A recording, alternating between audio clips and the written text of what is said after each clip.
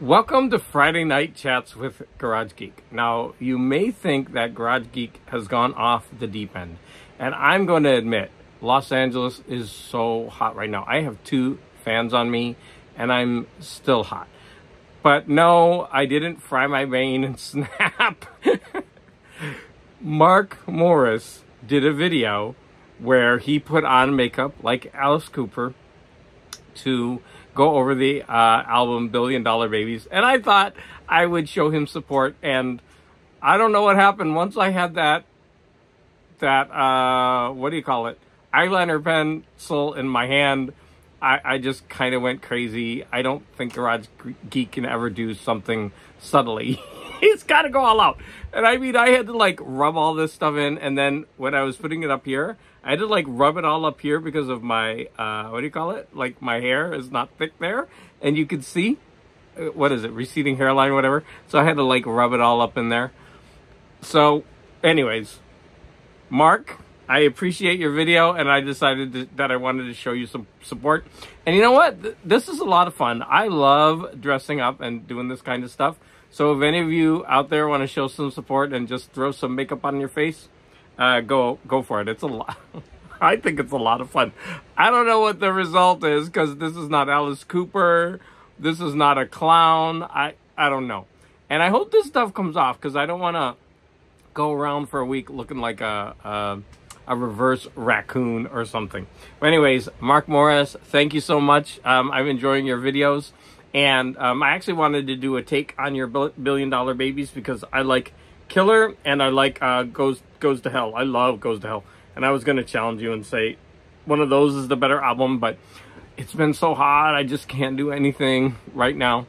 So unfortunately, today is going to be mostly, what do you call it, movie-centric video, because I got back from my vacation on Monday or Tuesday, and so I haven't been doing much, except I have to read 150 pages of this book by tomorrow morning when I'm doing a live stream with Scott at No Solution, and right now I'm at 120. I was going to read this afternoon, but it was too hot. Oh, this is the eyeliner pencil I use. I'm wondering if my sister-in-law wants it back, since I was rubbing it all around my nostrils. But whatever. I'll keep it. I don't care. So, so yeah, that's tomorrow morning. 120 pages. Excuse me. That's not bad. Originally, it was only supposed to be 100, but I suggested 150. So I'm definitely going to try to get there. Read a little bit later when it's a bit cooler. So, one thing that I could talk about that's not book related is that the Booker Prize long list was announced, and I haven't read any of them, and I don't know any. I went ahead and it's this one I can't. I went ahead and put holds on them at the library. Usually my friend tells me early in the morning, but she didn't tell me till late at night, and then already people had put a lot of holds on them at the library. So I'm not blaming you, Judy, but next time go back to your morning schedule. No, I appreciate you, Judy, and letting me know about that. I'm so oblivious, I don't even know what's going on. So Judy often tells me about these kind of things. So I watched the movie Abigail. It was on, what was it? I think it's on, I don't remember which station it's on. But here's the thing for it. I remember that it got good reviews. The really, really bad thing about Abigail is that it gets spoiled. Now, there's a reveal that happens. It takes quite a while, but I already knew about it because it says it right in the stupid thing when you read it. I hate that, right? But this is such a fun movie. I'm not gonna spoil it. You'll probably be able to guess it from what I'm gonna say, but I'm gonna try not to spoil it. If you haven't watched it, even if it's spoiled, you should. It's basically a group of bad people locked in a house with a monster loose. And, you know, get picked off one by one. It's so much fun. But what raises it to the next level is the performance of this. I think she's young. She might only be like 16 or 15. I'm not sure, but she plays a 12-year-old. And man, is she good. There's a scene, I'm kind of spoiling it. I won't give away much, but she's dancing on a stair ledge, like, you know, the railing of stairs, and she's doing ballet across the top, and she is so awesome. I think she gives one of the best performances. And what I really, really loved about this is the opening scene. She's dancing on a stage in front of a red curtain, and her shadow is flowing across the red curtain. And there's music playing and the shadow, and that's supposed to clue you in as to what's going on in the movie. It's really well done. I love that opening scene. So she's obviously into ballet, and she's like, you know, doing ballet. And I guess the actress had to learn all those moves, even standing up on her toes and doing all that. She practiced it for months and months to get it right. So kudos to her. This movie is fun. Okay, so I have the Surrealist today. Belgian blonde ale. It's all sweaty because it's hot. I just pulled it out of the refrigerator. Hopefully I'm not going to get like makeup all over it.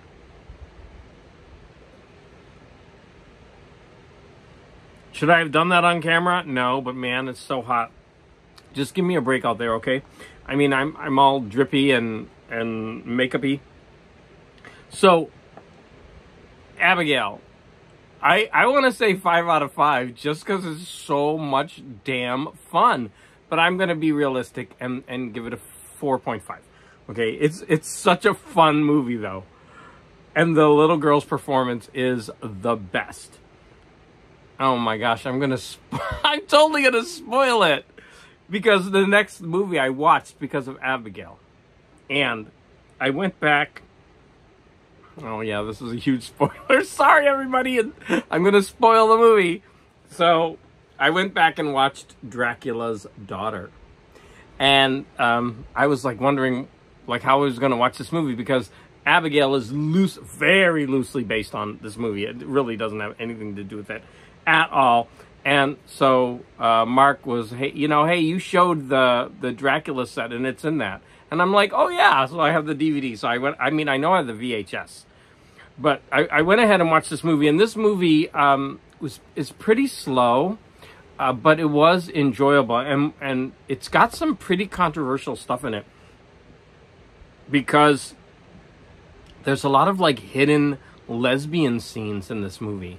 And there's this one scene where she goes in on her victim and she's hovering over her. She's hovering over her face like she's going down, you know, to kiss her. And of course we know she wants her neck, but she's right over her face. And they, the producers of the movie in the studio, they were micro watching so that it wouldn't get out of control. They wanted the lesbian scenes all cut. They wanted all of that out of there, but some of it still got in. And you can totally see it. So yeah, Dracula's Daughter. The lady who played the lead, she was phenomenally good. She was so good in the role. It seems that she didn't want to do the role, and she didn't want to get typecast as one of these, you know, villains like that. That's what happened to Bela Lugosi. And so she went into the role with this huge disdain. And she plays it that way, but it comes off as her being this, like, snobbish, like, otherworldly creature, like, looking down on everyone. It's perfect. She nailed it. So, yeah, Dracula's Daughter. Oh, my God, I want to rub it. I've got to. Yeah, it comes off on your finger. Yeah, it's itchy. So, I was looking at some movies that are on Paramount. I just wanted to you know, see some of the latest movies, and I came across two. One was called Talk to Me, and the other one, they both got good reviews, so I wanted to watch them. So the other one was The Last Voyage of the Demeter, and so I'm going to talk about both. I ended up watching both, and Talk to Me looks like this teen, like, oh, there's the little girl. Like, she's phenomenal in this role. She is so good. So, oh, I guess I didn't get any other pictures of Talk to Me. Oh, here's another one, Talk to Me. So it looks like this typical teen like movie where there's a bunch of teens get together and, you know, in horror movies. I was so surprisingly shocked. This movie for me gets 5 stars. I was blown out of the water at how good this movie is. Now, it's not this deep psychological horror movie, but for me, it turned out to be such a joy to watch. I was on the edge of my seat, and I'm not going to say this is the best horror movie ever made, but it really surprised me because I went in not knowing how good this was going to be. And this movie is really about an outsider struggling to fit in, struggling to deal with depression. She causes so much pain in other people's lives, and she's trying to atone for that. And there's also issues with the race, because she's an outsider, because, you know, she's definitely a different race than the people around her, for the most part. And this movie was so well done. I was on the edge of my seat, and it does not end pretty. So I give the studio props for that, because this movie has a very twisted ending. Like I said, it's not going to be the best movie you ever watch, but I'm just giving it that extra 5 stars because it really caught me off guard. And I really ended up enjoying this movie so much. If you have Paramount, you need to watch Talk to Me. Now, on the other hand, The Voyage of the Demeter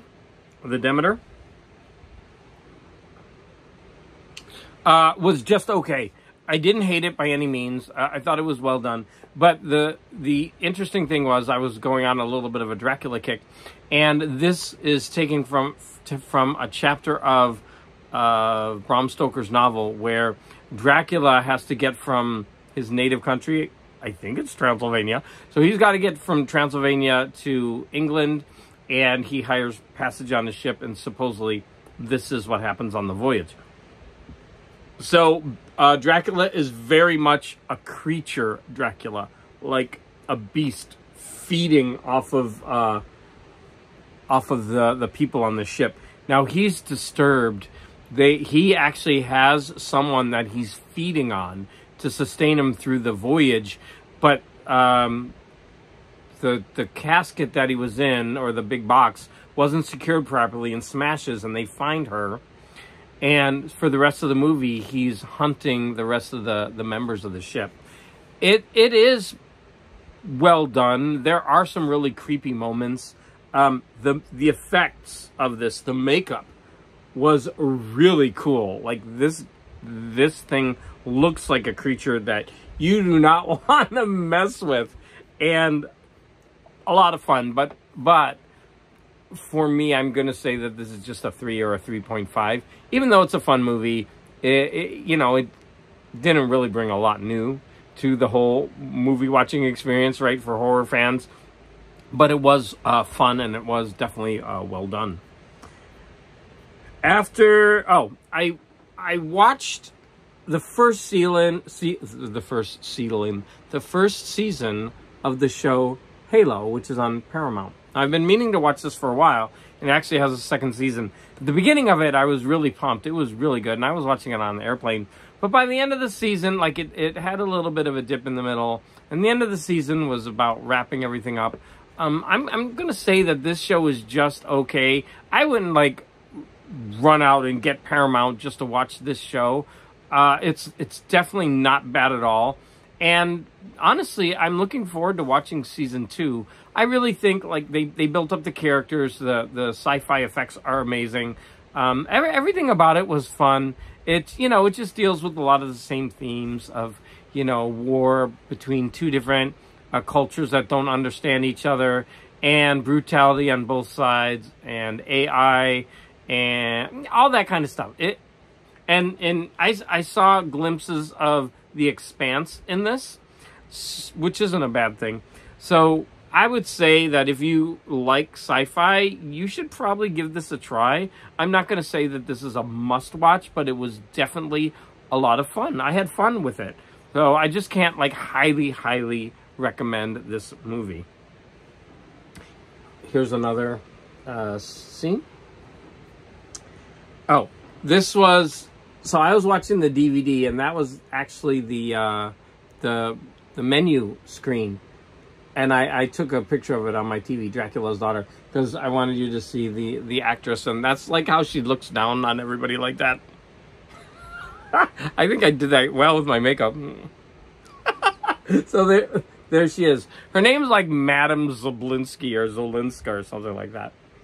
And then here, I love the title images. Oh, I got another itch. I love the title images in these old horror movies. And so, come on, go back. And so I actually froze it and took a picture of that. Dracula's daughter. Yeah. Fun stuff.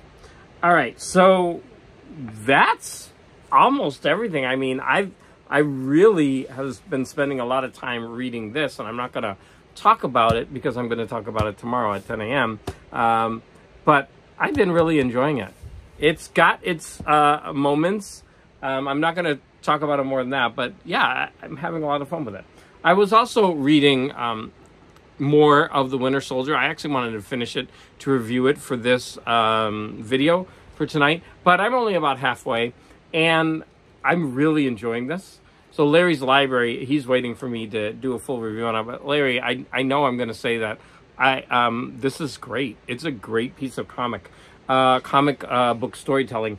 And the first 6 issues is an arc, and then the 7th issue, they have an interlude. And so far, the interlude has been the best for me.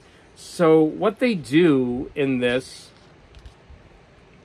is they have an issue devoted solely to Nomad, this character, Jack Monroe, and what his life is like. And his brain is deteriorating from the bogus super serum that he took. And it's about what he's going through. And we see it from 2 different perspectives. What he's going through to try to make a difference in his life before his death. And then we do have his death by the end of the issue. That was a real standout to me. And it's just a standalone issue that anybody could read. And you don't have to have... you don't have to read the rest of this to read that issue. So if you're ever in a comic book shop and you see that issue, I would recommend you picking that up because that was a standout to me so far. But I am only halfway through. Okay, I don't know what's going on, but this is sad. My Friday Night Chat is only 17 minutes. I think this is like the shortest one I've ever made. I guess Garage Geek is not relevant anymore, and he's running out of things to say. That's okay. I'll struggle along, and you could see. I'm like, what is it? What do you call that when you're riding the shark? I'm riding the shark right now. Is that what they did on... Oh, jumping the shark. I'm jumping the shark right now, right? You could tell. It's time to put Garage Geek out of his misery. If you haven't checked out Mark Morris's channel, please go ahead and do that. And I do want to, since I've got a little extra time, I'd like to, you know, just say thank you to all the YouTube people who really give me support and are always leaving comments. There's so many to mention, so I'm not going to even mention one, because as soon as I start mentioning them, I'm going to mention about 30, and then I'm going to leave a couple out, and I'm going to feel so sad. But you know who you are. You're always leaving me encouraging comments, discussing things that I've said, and I really, really appreciate that, honestly. So it's time for me to get back to my beer, see if I can remove this. Although, for shits and giggles, I might just keep this on a while. Why not? Anyways, I want to thank... Oh, Angel, you want to come over here? So, everybody out there, I want to thank you all for your support, and I look forward to seeing some of you out there, maybe.